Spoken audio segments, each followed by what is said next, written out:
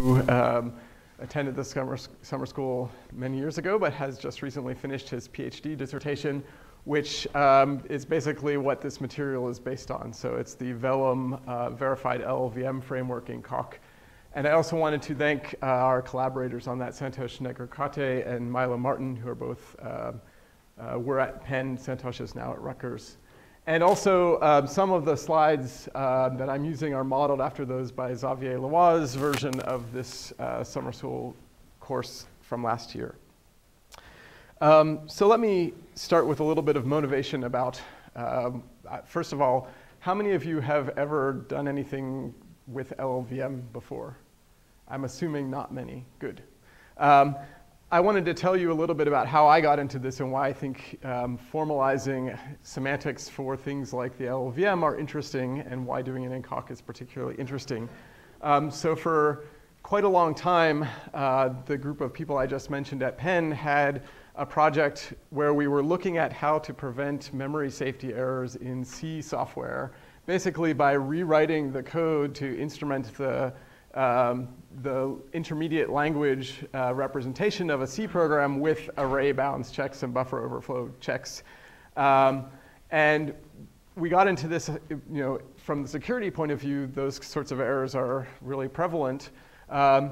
And as we went through this project, we began to wonder, were we doing things correctly? So it's a security-oriented project.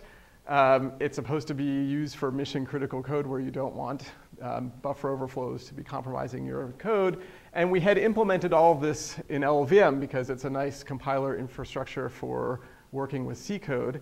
And we began to wonder, did we actually do it correct? And so as part of what got me started into formalizing LLVM was, well, we wanted to prove formally that the kinds of buffer overflow protections we were putting into this C code actually ensured the properties we thought.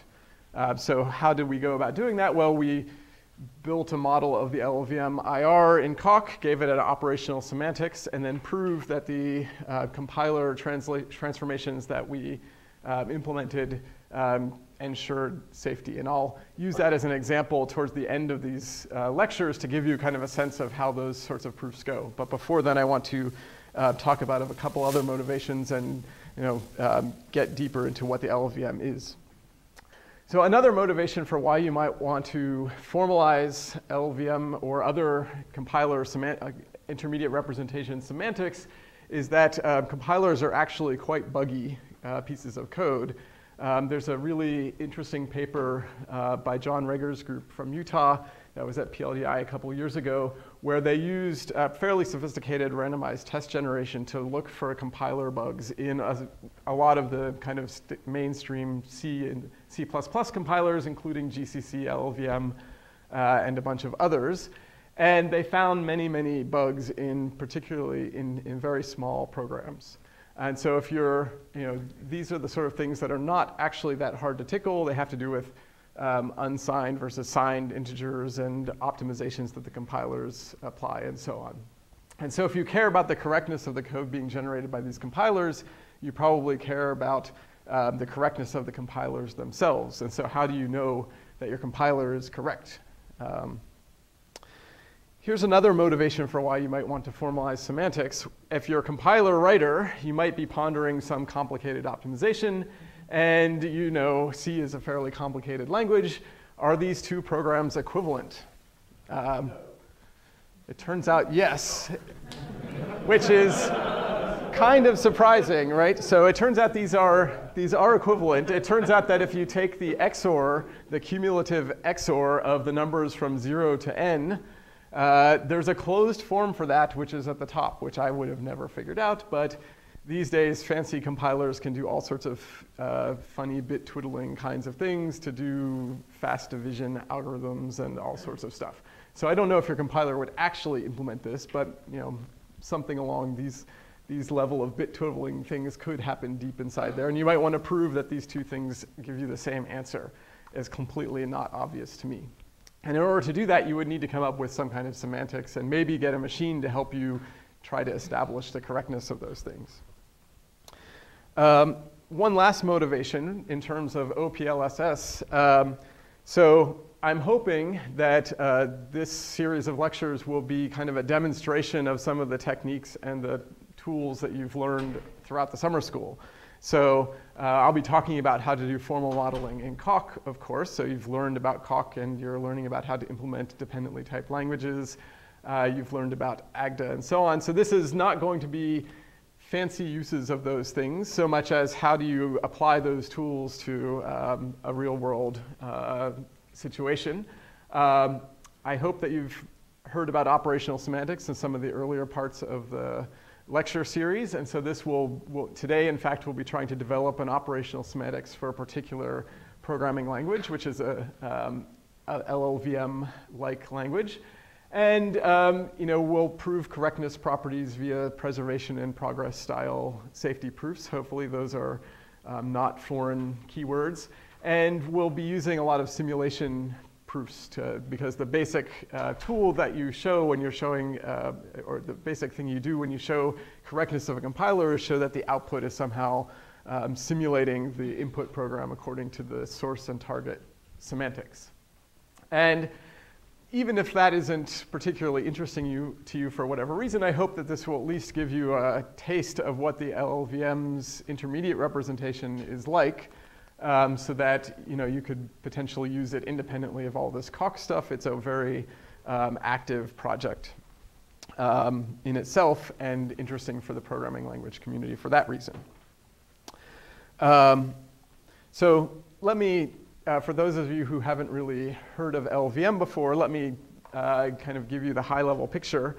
It started in 2002 as Chris Latner's master's thesis. He was a student of Vikram Advai's at UIUC. And basically, his PhD research was into various kinds of pointer and shape analyses for C software. But along the way, he developed this kind of intermediate representation and compiler framework for building C compilers.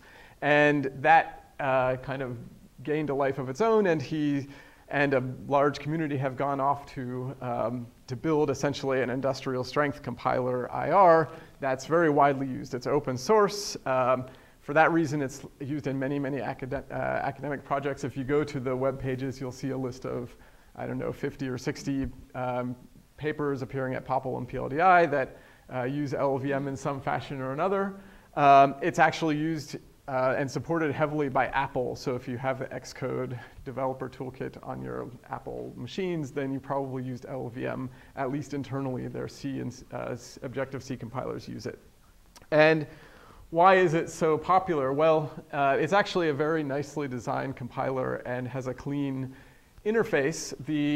What I'm going to be focusing on in this series of lectures is the intermediate representation, and that's only a small piece of the LLVM ecosystem. There's a whole suite of compiler tools and debuggers and a bunch of stuff that goes into making the LLVM a interesting and active community, but I can only do so much in a few lectures, and for the purposes of the programming language summer school, we're going to take a look at the IR as an object of interest.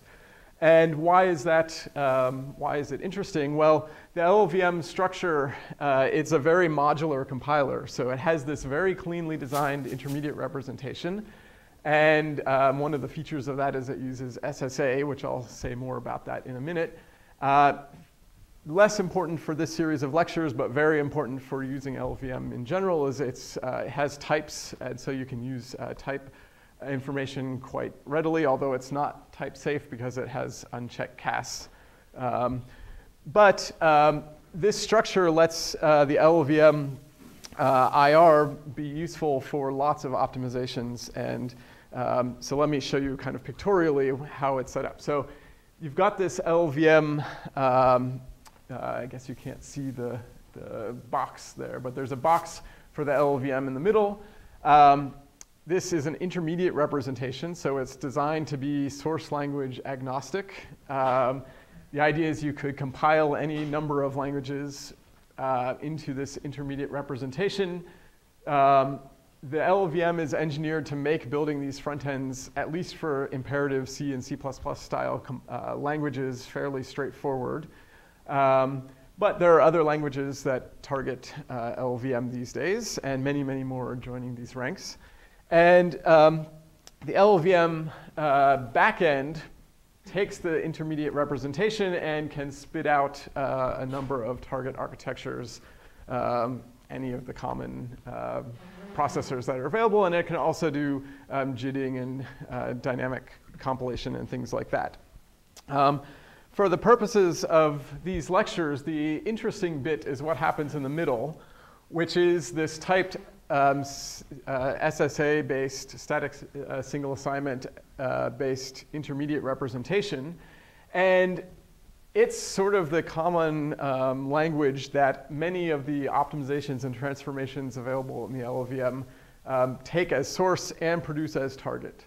So it's, almost all of the analyses and transformations that are of any interest in the LLVM world are IR to IR transformations, and then there are code generators that do efficient jobs of things like the backend register allocation and peephole optimization per platform dependent stuff that these high-level optimizations don't really take into account.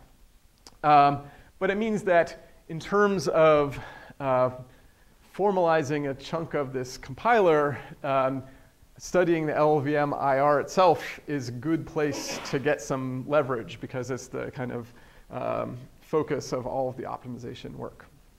So that's where this Vellum project started. We basically wanted to draw a box around this bit and start implementing it in Coq so that we could give an operational semantics to that, and then start reasoning about the correctness of program optimizations and transformations or various analyses like pointer or alias analysis. So what does that look like? And I hope over the next few lectures, we're going to pare way back for the purposes of these summer school. But basically, what that entails is we have to give some kind of formal semantics to this intermediate representation. We need some facilities for manipulating these kind of simulation proofs that connect the input of one of these optimizations to the output. One of the cool things, I'm sure you've already heard about, the fact that Coq is constructive means that we can extract optimization passes. So if we implement in our Coq infrastructure one of these optimization transfer or other transformations, we can extract that as an executable code.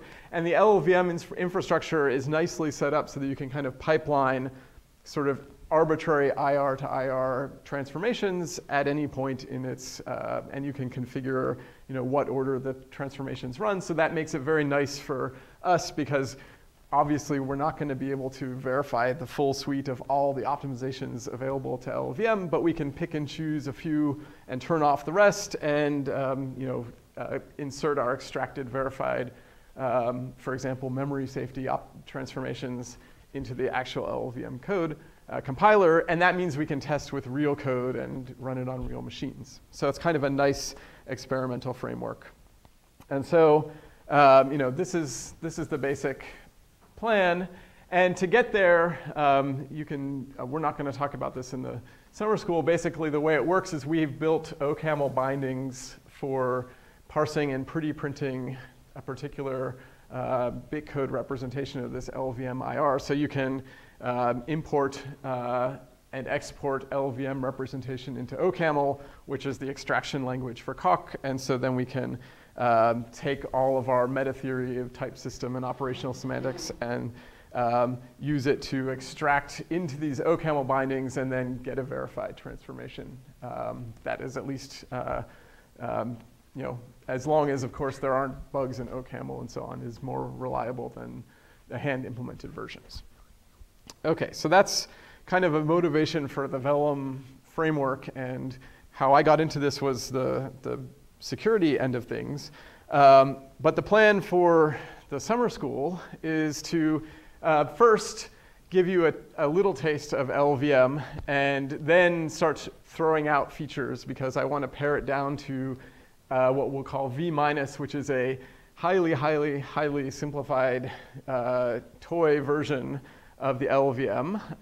And the core feature that it retains is basically this notion of SSA-based control flow graph representation of programs.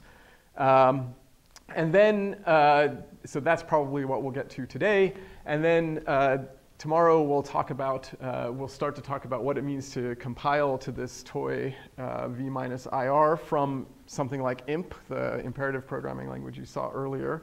And then I'll talk about how you would need to scale all of this up to kind of come back to around again to full LLVM. So what things we threw out, fancy types, more complicated operational semantics, undefined in behavior. And then at the very end, I'll talk about some of these case studies that we've done in my research group that can kind of sketch the scale of the things you can do in Coq. And then I'll wind up with some things. There are plenty of things we have not done and plenty of research challenges that maybe one of you would be interested in taking a look at. Any questions before I move on? Great. OK, so just to give you a flavor of LLVM, if you run, so LLVM, as I said, is it was designed to compile C or C++ programs. So just to give you a flavor of what that's like, here's a little C program. That's everyone's favorite factorial function. And I've made all the data unsigned just because it makes the types that LLVM generate a little bit simpler to digest. And if you're to run this through LLVM, you'll get some bit code like this. So this is kind of the standard thing you see when you're looking at a compiler intermediate representation. It's a big mess of symbols and lots of very, very low-level instructions. And I don't expect all of you to understand this at this point. We're going to spend the next lecture or two building up to understanding this. It's just to give you a flavor of what kind of things are there. This little piece of code gets blown up into several blocks, basic blocks of instructions. The instructions all have a very simple form. They're multiplications, they're loads, they're stores. This is unoptimized version. If I show you what the optimized version of the compiler, so this is the factorial. That's the O0 optimization. That's basically, I relabeled some of the labels to make it a little bit more apparent what the control flow looks like. If you look at the optimizations,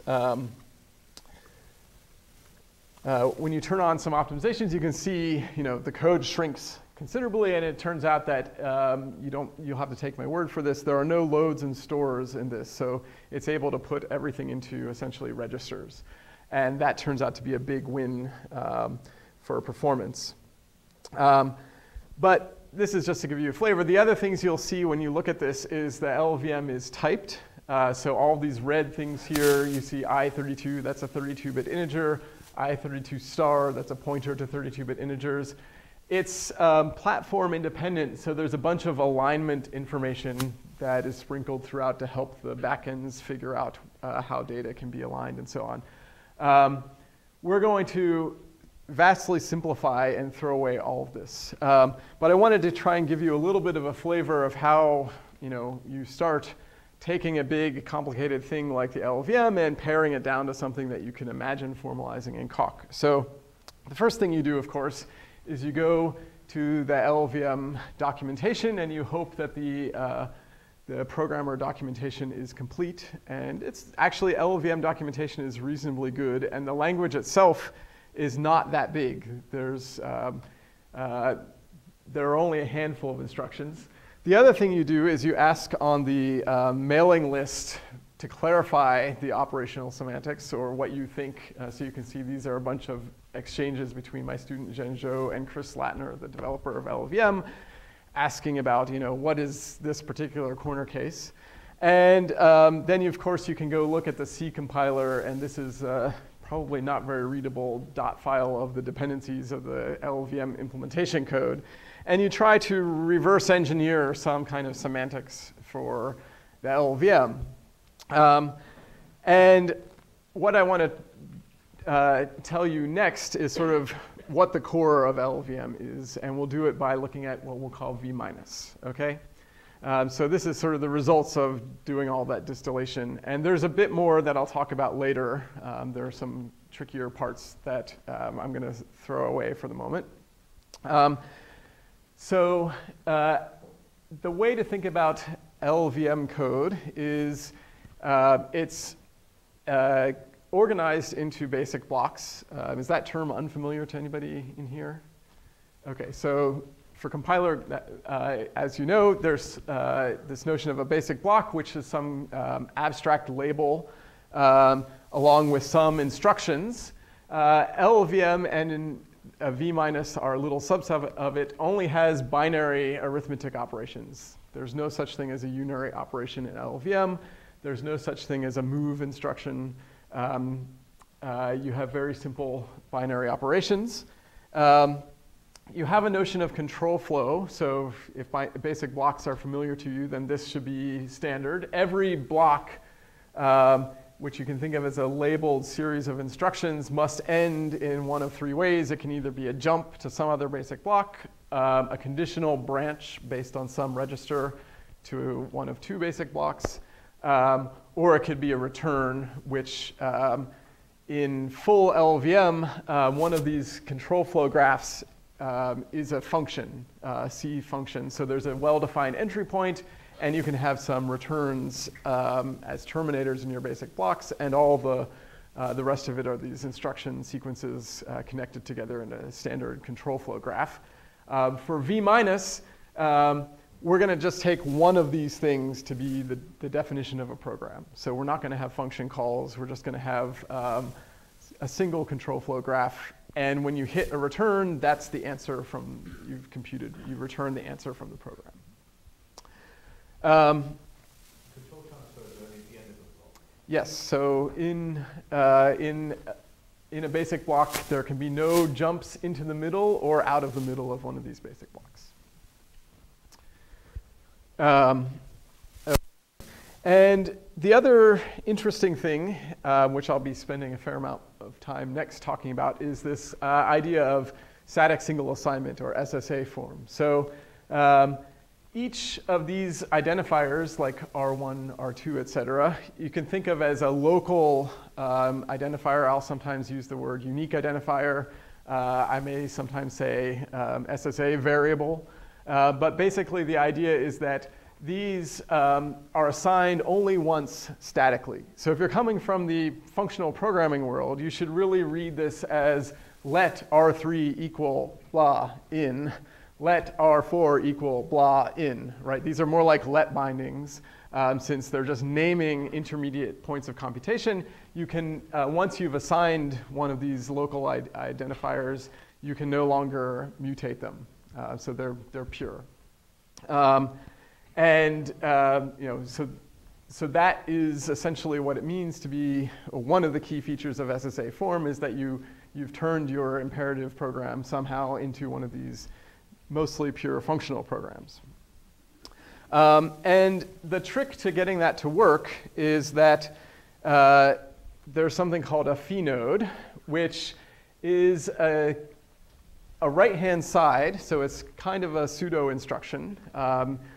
You can think of it as choosing a value based on the control flow of how the program entered this block. So in this particular control flow graph, there's the entry block up there, and there's a branch to either the loop, which or to the exit, and the loop itself has a branch to the exit or a back edge to the loop.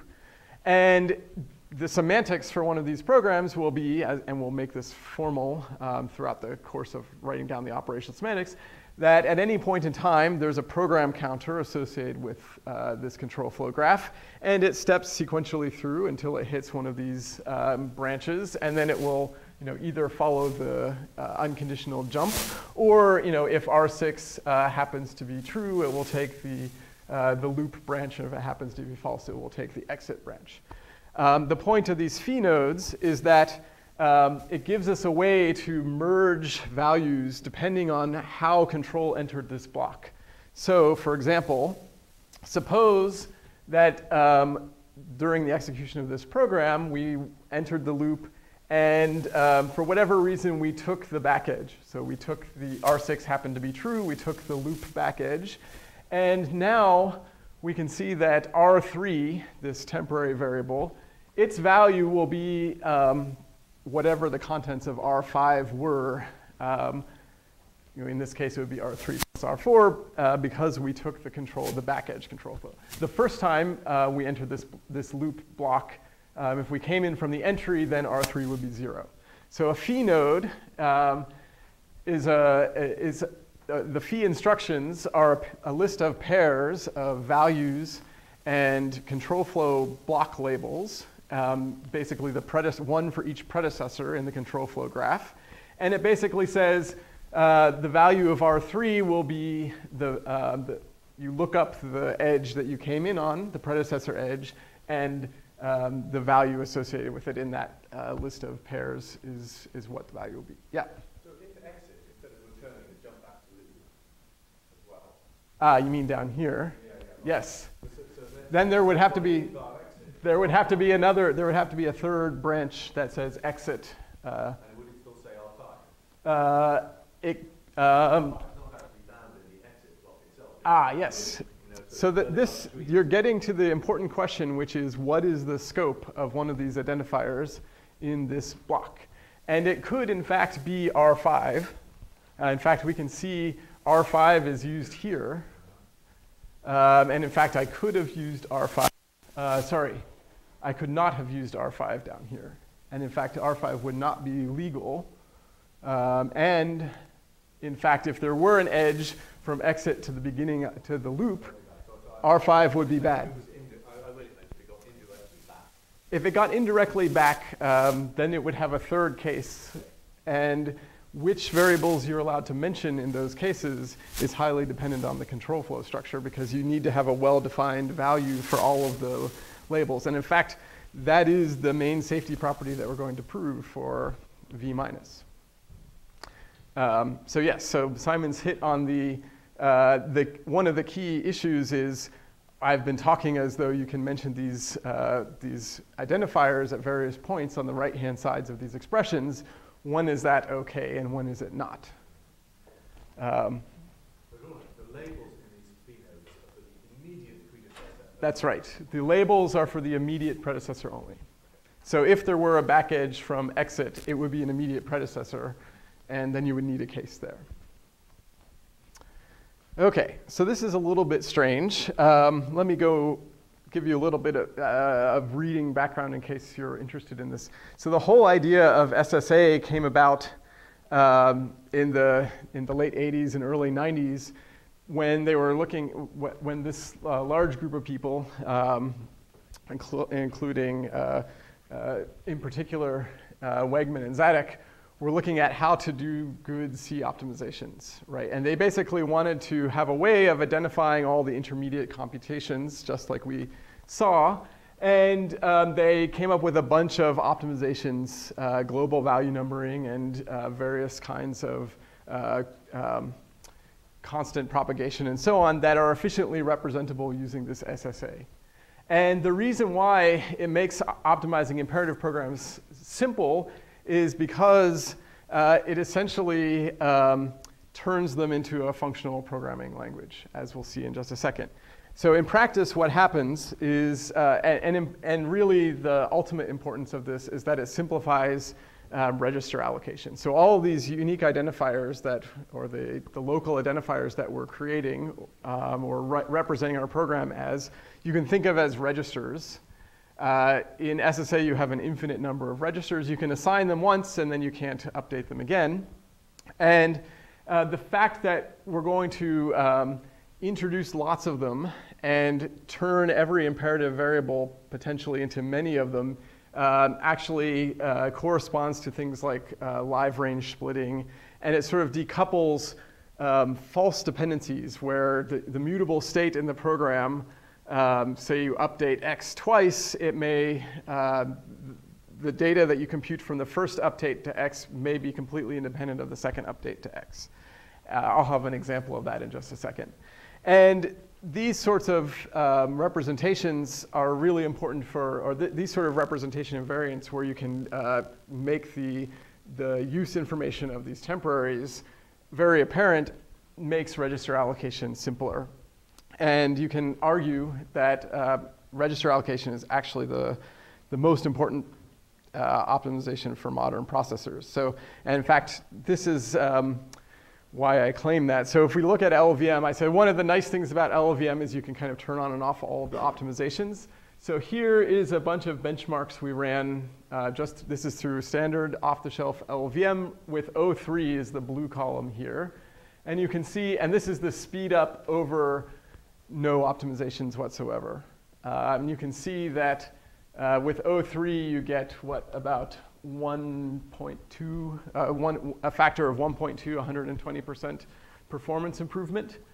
So if you look at O1 optimization, so this includes essentially putting the program into useful SSA form and some other simple optimizations, you get essentially a factor of 2. And if you do only the SSA transformation part of it, that's this yellow bar, which I'm calling mem to reg. This is sort of the take an imperative C program, put it into this SSA form, and then just do register allocation and the pipelining and the peephole optimizations of the backend. That gets you basically 80% of the performance of O1. So this says that register allocation is really important on modern compilers, and that O3 optimization, at least on C programs, doesn't get you that much more, although it's probably ever harder to eke out more and more performance. Yeah. Sorry, this was on Intel. I think it was on Intel 64-bit Intel machines. If you look in our paper from PLDI this year, we have all the specs about which machines and so on we're talking about. Yeah. Okay, so let me show you why this makes a difference, or how this SSA construction enables that. So here's an example of a simple IMP program. So I'm trying to use the Software Foundation's notation for IMP. It's just kind of a nonsensical program. It does some loop, and then it has some conditional. And the basic idea of how you convert an imperative program like this into SSA form is, well, first we'll break it up into basic blocks. I'm leaving off the, so I'm leaving off the jumps that you would have for the, if there's only one edge coming out, then it's a jump, and otherwise I've written the conditional there. So first we convert it to a control flow graph. Then we try to rename all of the variables so that their uses are distinct, so that we satisfy this single assignment property. And the need for the phi nodes becomes apparent when we see, well, what could we possibly write here, for example. If we look at the original program, say, for example, at the end of this, so this point here is the merge point of the if, right? It's right before the end of the while loop. And depending on which branch we take, we're either going to get I3 or I4 as the value of the I5, which is what we want at the beginning of the loop. So we have to use those phi nodes to kind of say how the value dependency in this control flow graph depends on the control dependency. So just what I said, the value I5, which is what we use if we take the back edge of the loop and go up to the start of the loop. We can see that if we come in from block F, we're going to use I5. And down here, we see that, well, if we came from the D block, we'll use I3. And if we came from the E block, we'll use I4. OK?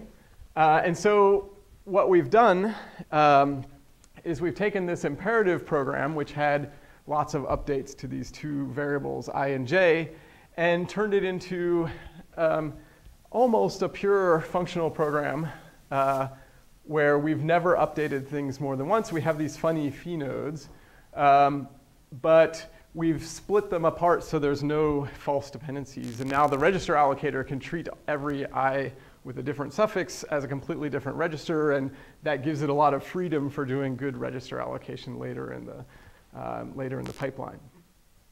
Yeah? Is it required for us to say that these variables are unique globally across the whole control flow graph, or just unique on any path? Like in D and E, Ah. you could imagine that could have used I3 again in E.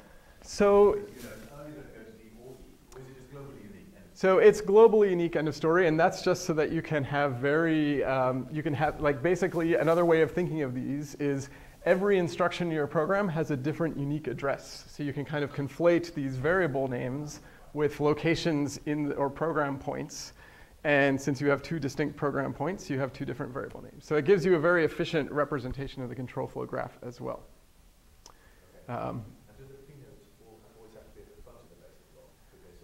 So this is a good question. I think, as we'll see, semantically, they don't have to be at the front of the basic block. So the question was, do phi nodes have to live at the front of the basic block? Semantically, they don't have to be, and we'll see there are different ways we can treat that.